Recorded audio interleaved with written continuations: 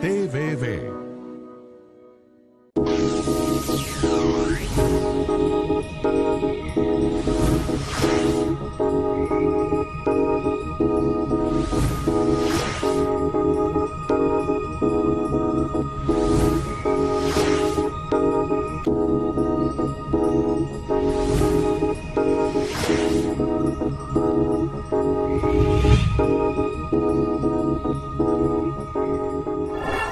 Bienvenidos a su programa Respira Libre, programa de salud de TVV, un programa de salud y calidad de vida, hecho por médicos con un lenguaje manejable para todos ustedes. El día de hoy tenemos 3 temas súper interesantes, todo lo que es la afectación a nivel de pulmón del COVID y el flu, y cómo van ahí coexistiendo y cómo nos están afectando en la actualidad. También tenemos en Respirando Asuntos de Hombres, lo que es la hiperplasia prostática benigna, y en Respirando Emociones, conciencia de prioridades. Así que quédense con nosotros hoy. Respira Libre. Especialistas en Respira Libre. Nos encontramos en nuestra sección de especialistas con Respira Libre con la doctora Jenny Blanchet, pediatra, neumonólogo venezolana y la neumonólogo de nuestro centro Respira Libre en Casa Matriz, Caracas, Venezuela. Vamos a hablar acerca de todo lo que son la afectación a nivel neumonológico del COVID, de la nueva cepa, de las mezclas, del flu y bueno, de nuestra actualidad. Jenny, ¿cómo bienvenida. estás, Ajixa? Encantada de estar en tu programa. Bueno, tu casa. Gracias. Cuéntanos qué es nuestra actualidad y ahorita que hay pues tanta gente infectada y con la mezcla, porque tenemos la temporada del flu, tenemos el Omicron, tenemos la nueva cepa que viene también por ahí. Cuéntanos un poco cómo afecta todo esto a la parte pulmonar. Bueno, justamente ahí también sabemos que desde hace muchos años, desde la pandemia H1N1, también tenemos todos los años influenza, ¿verdad? Entonces, como bien dice la doctora Sajixa, a veces sucede que van de coinfección. Entonces, hemos visto que hay cepas entonces de influenza o parainfluenza junto con cepas de COVID-19. Entonces, esta mezcla de SARS-CoV-2 y COVID-19, por supuesto, puede afectar mucho más la vía aérea respiratoria, sobre todo si el paciente tiene comorbilidades. Lo que se dice es que lógicamente debería vacunarse a la población contra influenza para evitar justamente esta asociación y por supuesto la vacuna de SARS-CoV-2 que se puede usar en mayores de 3 años, ¿verdad? Claro que sí. Y con esta nueva cepa, con la Omicron que es la que tenemos ahora, la afectación a nivel pulmonar es menor, ¿no? Ok, fíjate, Sajisa, que se dice que Omicron, a diferencia de Delta, se replica 70 veces más en los pasadizos de las vías aéreas. Esto significa que es 10% como más lenta a nivel pulmonar. No significa que no afecte, ¿verdad? Pero esto lo hace entonces más contagioso. Ese es el problema que realmente tenemos con Omicron, que es mucho más contagioso. Entonces, por supuesto, si hay mucha mayor cantidad de personas que se contagian, aunque sea una cepa aparentemente leve, esto puede llevar a que haya mayor cantidad de gente hospitalizada y, si por supuesto, mientras más se infecten, si son personas con comorbilidades, esta cepa leve, entre comillas, se pudiera comportar entonces como algo moderado a severo. Claro, pero hay una menos cantidad de personas intubadas a nivel de terapia intensiva. Exacto, pero fíjate que los que están entubados o están hospitalizados son justamente los que no se han vacunado. Entonces esa es una asociación, eso es una asociación importante. Ya sabemos que Omicron contagia mucho más que incluso la cepa, la variante Delta. Y esto va a hacer entonces que cualquier persona pareciera estar asintomática porque los cuadros son como si tuviese un cuadro catarral que justamente se puede confundir con flu, con una influenza, ¿verdad? Claro que sí. Y en el caso de que haya esta confusión con flu, pues la indicación, como lo acabas de decir, también es a vacunarse. Exactamente, todos los años sabemos que tanto para el norte como para el sur salen entonces las vacunas, por supuesto, avaladas por la Organización Mundial de la Salud, tanto para influenza H1N1, para influenza H1, influenza A y B. Con respecto, y eso que dijiste ahorita, la vacuna del norte y del sur. Nosotros hemos hablado en programas anteriores la importancia de la vacunación, pero siempre hay que recordarlo. Las personas que viajan solamente a vacunarse, que no, yo me vengo a vacunar, por supuesto, si tenemos una particular para el COVID, está perfecto, sobre todo por los requisitos que hay a nivel internacional para los viajes. Pero voy a aprovechar de vacunarme del flu. Es muy importante que sepan dónde viven. Claro. Si viven en el sur y se vacunan con la del norte, ¿qué están haciendo? Nada, salvo que te quedes en el norte. salvo que te quedes en el norte, pero ya sabemos que de todas maneras con esta mundo multipolar, cualquier persona del sur puede estar en el norte y al contrario, ¿no? Pero lo ideal está, como bien dice la doctora, vacunarse justamente en donde tienen que hacerlo geográficamente.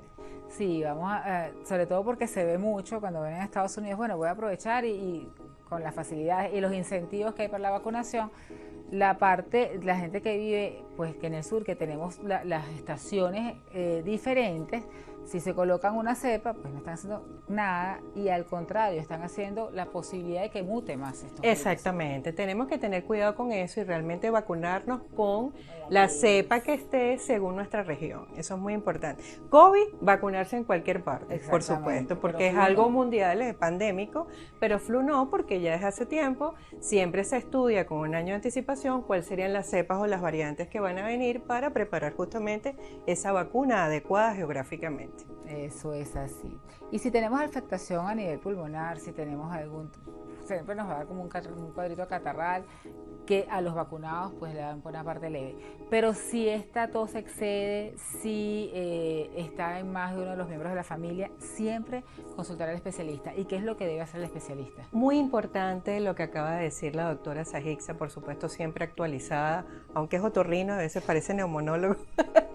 ¿Qué les quiero decir con esto? Que fíjense que el otorrino puede ser incluso el primer especialista que hace el contacto, pero si esto se prolonga, cuando debería ser algo que se autolimita, generalmente en 5 o 7 días, esto puede ser que haya una coinfección. Ya sabemos que hay coinfecciones virus-virus, virus-bacterias, bacterias-bacterias.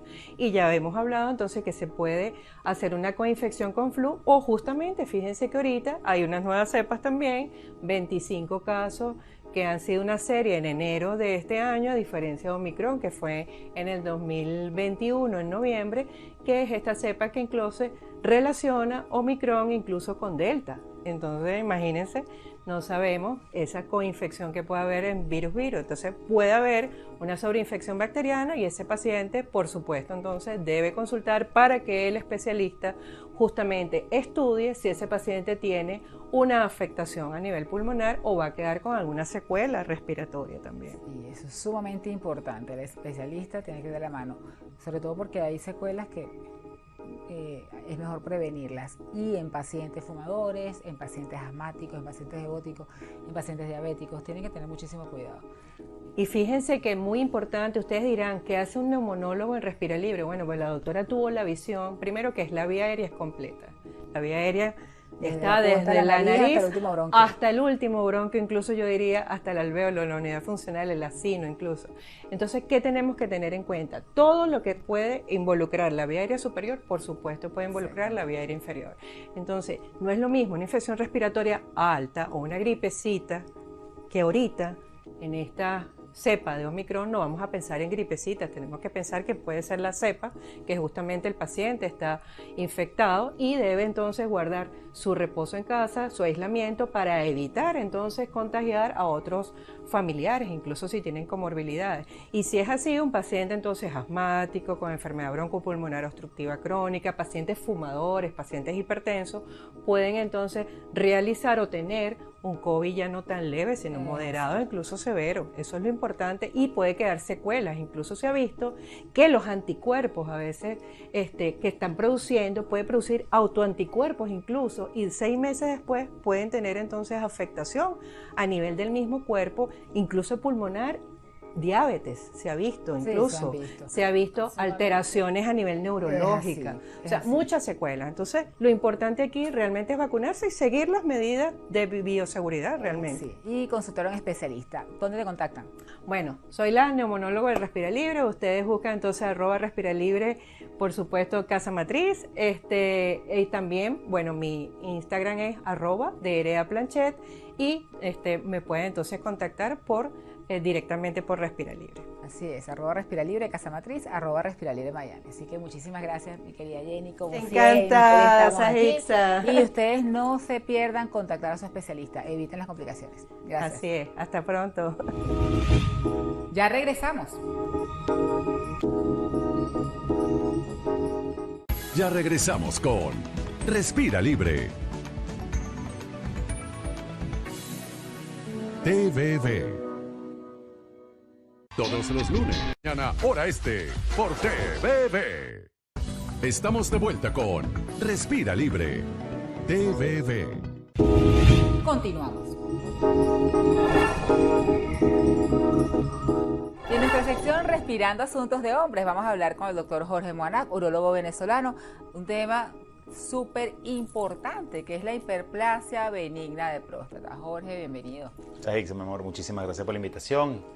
Complacido estar con ustedes. Y fíjense algo, la hiperplasia prostática benigna, que es lo que conocemos como crecimiento prostático, y que voy a hacer una acotación que siempre, yo soy muy reiterativo y siempre hago los mismos comentarios, pero creo que son importantes romper estos mitos que llaman inflamación. La próstata no se inflama, Saix. El crecimiento prostático es un proceso de hiperplasia. ¿Qué significa hiperplasia? Sin quitarnos los tecnicismos, hiper es mucho, plasia es células. Las células, la cantidad de células que hay en la próstata, donde vivían 5 millones de células, ahora viven 10 millones o 20 millones. Es decir, hay más gente. Si tenemos más gente, necesitamos más espacio para vivir. Y la próstata es como una abrazadera que está alrededor del tubo, exactamente donde el tubo comienza de la vejiga hasta aquí, sale el tubo y él está abrazando. A medida que se produce ese crecimiento prostático y hiperplasia, lo que va a hacer es ir apretando el tubo, lo va a estrangular. Y si tenemos un tubo más delgado, tenemos una tubería que permite menos flujos de líquido y hace que la orinada sea más débil. Hay 7 síntomas más importantes, o los 7 síntomas que forman parte importantes son pararse mucho en la noche, que se conoce como nocturia. Más de 2 episodios en la noche se considera ya problemas prostáticos en la mayoría de los casos, no es la única causa. Tenemos un chorro débil, tenemos goteo después que orina, es decir, el muchacho orina y ni se sacó el pipí y se guarda su pipí. Ya el viejito tiene que pasar unos segundos sacudiéndose para evitar que quede esa gota adicional. Tenemos la intermitencia, es decir, que el chorro pierde fuerza durante el camino. La urgencia, yo tengo un post en mi Instagram que habla que mi vejiga tiene GPS y eso es un síntoma que no solo va a estar en hombres, sino en mujeres también, de que estoy llegando a la casa y de repente siento que las ganas se explotan, que tengo que correr, pero o sea, pareciera que supiera que estoy llegando a la casa. Tenemos la frecuencia también. El caso es que todos estos síntomas se producen por este crecimiento prostático, que no es una inflamación y que es inevitable después de los 45 años. Todos los hombres van a tener hiperplasia prostática. Por lo tanto, debe ser una rutina a los 45 años iniciar la evaluación prostática. Obviamente el crecimiento prostático no tiene nada que ver con cáncer, es decir, una próstata que esté aumentada de tamaño, una próstata que esté obstruyendo ese flujo de orina en la vejiga, no tiene nada que ver con cáncer. Son enfermedades que coexisten. La mayoría de los hombres van a tener hiperplasia. De hecho, que muchas de las causas de diagnóstico de cáncer temprano es porque el paciente tiene hiperplasia, se va a chequear por estos síntomas urinarios y descubren que hay un cáncer escondido dentro de este crecimiento prostático. Entre más temprano se inicia el chequeo es más importante porque existen tratamientos médicos. Tratamientos médicos, no tenemos forma de revertir el tamaño de la próstata, no hay manera de llevarlo nuevamente al tamaño o al peso normal que tenía inicialmente, pero sí podemos frenar este crecimiento y sobre todo podemos dar tratamientos médicos para hacer que obstruya menos. ¿Qué quiero decir con esto? En la medida que más estrangula la tubería, la vejiga, que es como la bomba de una casa, está trabajando más a presión y empieza poco a poco ese hidroneumático, esa bomba de agua empieza a dañarse, que es lo que hace que los hombres se terminen trancando. Entonces es bien importante iniciar el chequeo de forma temprana. Definitivamente creo que tiene que ser lo básico y lo fundamental que se lleve cualquier persona que nos esté escuchando en este momento, porque bueno, bien sea que tengamos a nuestra pareja, a nuestros hijos, a nuestros padres, o que sea uno de los hombres que está viéndonos, tiene que, si ya pasa los 45 años, hacerse su chequeo. ¿Cuál es el chequeo? El chequeo básicamente es el interrogatorio. A diferencia de la evaluación del cáncer, que necesitamos el antígeno y el tacto, la evaluación para el crecimiento prostático y para ver cómo está orinando puede ser desde el interrogatorio, que nos orienta muchísimo. Hay pruebas especiales que se llaman uroflujometría. Es una prueba donde orinas en una poceta que está conectada a una computadora y eso lo que va a dar es una gráfica de qué tanta fuerza es, como la que hacen los neumonólogos en la parte respiratoria, que es la espirometría y bueno, en fin, como cualquier otra prueba. Esa es una forma. La ecografía nos puede orientar un poco y nos puede ayudar a encaminar el diagnóstico. Pero los 7 síntomas que acabas de decir son básicos. Esos son los más importantes. Son los más importantes. Siempre le aclaro que muchas veces les dicen, no los tengo todos, entonces no voy. No necesariamente van a aparecer todos. En el momento que tú empieces, o que el paciente siente que su calidad de vida se empieza a ver afectada porque se para en la noche, porque se gotea, o sea, hay cualquier síntoma que ya le empieza a afectar su calidad de vida, lo ideal es ir a chequearse. Obviamente, si van a chequearse anualmente por la patología prostática, automáticamente esto forma parte de la evaluación anual de todo paciente. Claro, lo que tiene que tener es la rutina, la conciencia de que debe ir a su control anual, dejar atrás los tabús. Sabemos que nuestra cultura latina pues tiende a postergar o a no asistir o a decir no, eso no es conmigo. Totalmente, así es. Pero muy frecuente. Definitivamente es lo que tienen que hacer. En el dado caso que se diagnostique y que haya una hiperplasia prostática, ¿cuál es la conducta? Chévere. Cuando los síntomas son leves, inicialmente el paciente se maneja médicamente. Primero que hablarle a un hombre de cirugía y de alguna cirugía que sea por esa zona, que además que está cerca del mejor amigo del hombre, y que ellos piensan que los tratamientos para crecimientos o para cáncer de próstata afectan la función eréctil, y ahí sí entramos en un tema, en un territorio que es intocable. El tratamiento médico es la primera opción. Por lo general el tratamiento médico permite que el paciente mejore mucho estos síntomas, pero sobre todo cuando los síntomas están en el grado de leve a moderado. Ya cuando son severos, ya caemos en la necesidad de resoluciones quirúrgicas. Hoy en día existen bastantes herramientas. Eso va a depender mucho del tamaño de la próstata. Hay una serie de características o de tecnicismo que maneja el urólogo, pero se pueden hacer cirugías endoscópicas, que son a través del pipí, que son, a pesar de que son muy dolorosas, o el paciente piensa que es algo que pudiera ser, es maravillosa. Es maravillosa, es una cirugía que el paciente al día siguiente se va para su casa, a los 3, 4, 5 días está sin sonda, no hay dolor como tal, porque realmente la próstata no duele, no es un órgano doloroso per se. Es maravillosa. Si ni siquiera tiene sonda a las 24 horas. Que no necesites y lo puedes dejar incluso sin sonda postoperatorio. Obviamente, tú lo sabes muy bien que los pacientes, a pesar de que la ciencia es muy exacta, las variaciones o las variables que introduce el paciente va a hacer que no todos puedan tener la opción de cirugía con láser, algunos van para cirugía abierta, otros laparoscópica, pero existen bastantes opciones y de verdad que la recuperación es muy favorable. Las complicaciones de esta cirugía, mira, no afecta la función sexual, no afecta la continencia urinaria, es muy difícil que afecte la continencia urinaria, y lo único que, bueno, sí, cuando se operan la mayoría de estos pacientes dejan de eyacular, es decir, van a seguir teniendo orgasmo, van a seguir teniendo el mismo placer, pero el esperma, al haber una bóveda tan grande, se tiende a ir hacia la vejiga, no es ningún problema. A menos de que tenga deseo reproductivo. Bueno, es la única. Entonces tendría que tomar una previsión previa a la cirugía y sencillamente se quita el problema. Gracias. Mejor apuntador imposible. Es así. ¿Cómo te contactan? Mira, mis redes, creo que la manera más fácil, por el Instagram, dr.monac, dr de doctor, monac, M-O-A-N-A-C-K. Ahí tienen acceso a mis redes sociales, al teléfono de mi asistente, contacto por WhatsApp, estoy completamente a la orden. Perfecto, si no por @respiralibre, nuestra casa matriz, o @respiralibre Miami para poder dar sus preguntas al doctor Monac. Muchísimas gracias, de verdad, Jorge. Un gran placer, Saiza. Gracias por estar contigo, aquí en este espacio, y que para todos ustedes sea la información que les mantenga la calidad de vida que nosotros queremos. Gracias. Ya regresamos. Ya regresamos con Respira Libre. TVV. TVV. Estamos de vuelta con Respira Libre. TVV. Continuamos. En nuestro espacio Respirando Emociones, con el psicólogo gestalista venezolano José Luis Torres, vamos a hablar acerca de conciencia de prioridades. Así es. Bueno, primero que nada, un placer, mucho gusto nuevamente estar aquí contigo. Muchos éxitos en estos inicios de años para toda la familia de Respira Libre, ¿verdad? Que es un honor y de verdad es muy rico estar aquí con ustedes. Conciencia de prioridades. Siempre la palabra conciencia yo la voy a seguir utilizando cada vez que venga aquí a conversar contigo, porque bueno, lo he repetido varias veces y me parece que es algo en lo que insistir está bastante bien. Nosotros comúnmente actuamos muy desde la inconsciencia, no somos conscientes de lo que hacemos. Yo siempre hablo del piloto automático y un ejemplo claro es: salgo de mi casa y al rato me regreso el tapaboca. Eso habla de cómo estamos inconscientes. Es un ejemplo muy básico, ¿no?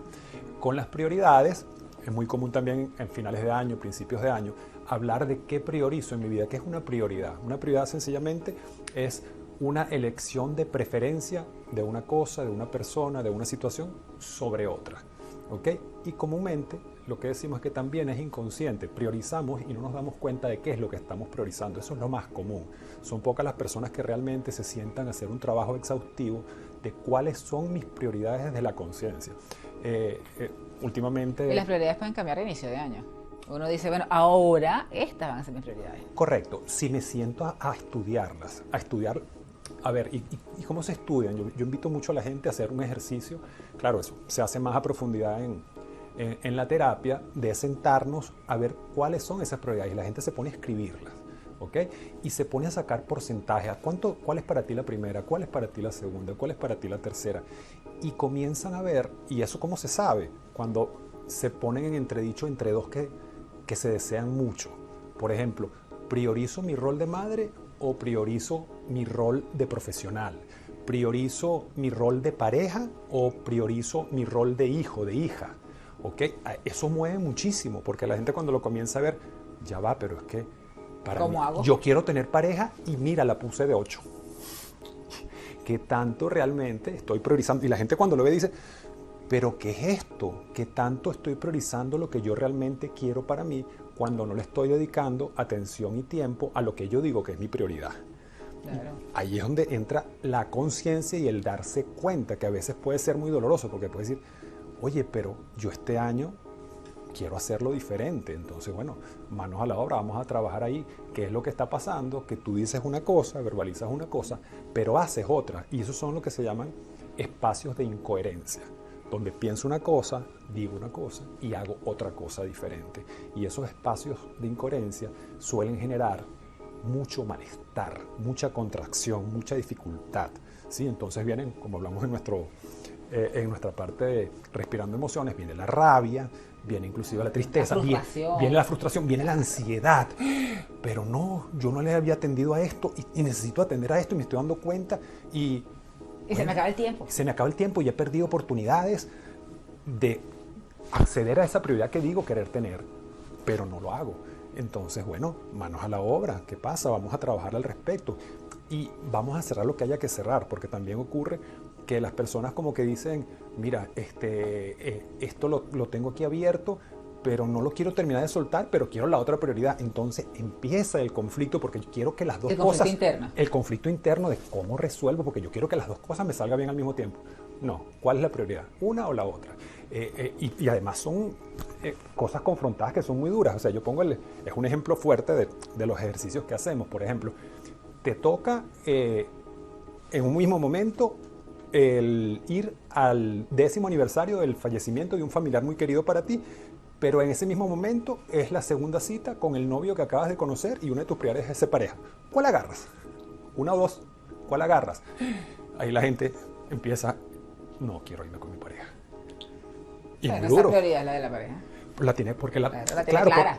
Y si no la tenía en ese momento le cayó la locha, como decimos en Venezuela. Y eso a veces es muy doloroso. Claro, se ubicó, pero a la vez muy doloroso, porque es decir, no voy a ir a la misa de los 10 años de mi familiar fallecido, porque siendo consciente, mi preferencia es esta. O al revés, puede ser válido. Y yo digo cuenta, no, mira, si me prefiero ir a la misa, es porque quizás no es con esta pareja que es mi preferencia. Ok, o sea, yo no estoy diciendo que uno sea la correcta, otro sea la incorrecta, no. Es hacer el ejercicio. Es hacer el ejercicio para ver qué estás priorizando, que tú te des cuenta realmente las prioridades que tú dices tener son a las que les paras, a las que les haces caso, a las que pones cartas en el asunto, a las que te haces cargo, te haces adulto, te haces responsable y vas a actuar en función de esas prioridades. Y ahí se dan grandes cambios en la vida cuando la persona realmente se mete hacia sí mismo, se va hacia adentro a revisarse y estudiar qué quiero yo para mí. Lo que quiero para mí es realmente lo que estoy buscando, o sigo con el piloto automático inconsciente de voy para acá, voy para allá. Y es importantísimo esto de las prioridades, porque una vez que se ordenan, que la persona se ordena en sus prioridades, las sensaciones de bienestar pasan a ser más frecuentes. Y los momentos de malestar, de contracción, que siempre ocurren porque la vida es así. La vida es de momentos felices. Claro. De momentos, la vida no siempre claro. es feliz. Sin embargo, cuando se tienen más claras las prioridades y se tienen ordenadas realmente desde el alma, desde lo que quiere la persona de corazón, las sensaciones de bienestar comienza a ser mucho, mucho mayor. Por eso yo invito a la gente en estos comienzos de año, busquen ayuda cuando tengan muchos eventos de malestar y que no terminan de salirle las cosas que ustedes dicen querer. Vamos a revisar, vamos a sentarnos, vamos a chequear cómo están esas prioridades, qué tanto estoy priorizando realmente lo que quiero para mí. Claro, y a nivel de la moda que está también, de los neurotransmisores, todo, si hay bienestar, el neurotransmisor produce más neurotransmisor de bienestar y eso es una bola de nieve donde va a estar mucho más feliz. Confluyen factores, así es. Si quieren una cita contigo, una orientación o sencillamente priorizan que tienen que buscar atención, ¿cómo te contactan? Miren, me pueden contactar a través de Instagram por DM Psicogallego y también hay un link que los comunica con mi WhatsApp directamente para que me escriban vía mensaje de texto, por favor, no de voice, y con mucho gusto por ahí los atiendo. Claro, y si no, por las redes de Respira Libre, @RespiraLibre, nuestra casa matriz y @RespiraLibre Miami. Y le haremos llegar a José Luis todas sus inquietudes para que puedan canalizar un poco ahí sus prioridades. Muchísimas gracias. Un placer, José, gracias. como siempre. Hombre, yo me quedo callada aquí en este de Respirando Emociones porque uno se pone aquí a pensar todo lo que él dice. Qué bueno. Muchísimas gracias y muchas gracias a ustedes también. Y así hemos llegado al final de este programa. Muchísimas gracias por habernos acompañado. Los esperamos el próximo sábado, 11:30 de la mañana. Y como siempre, hasta la próxima sonrisa.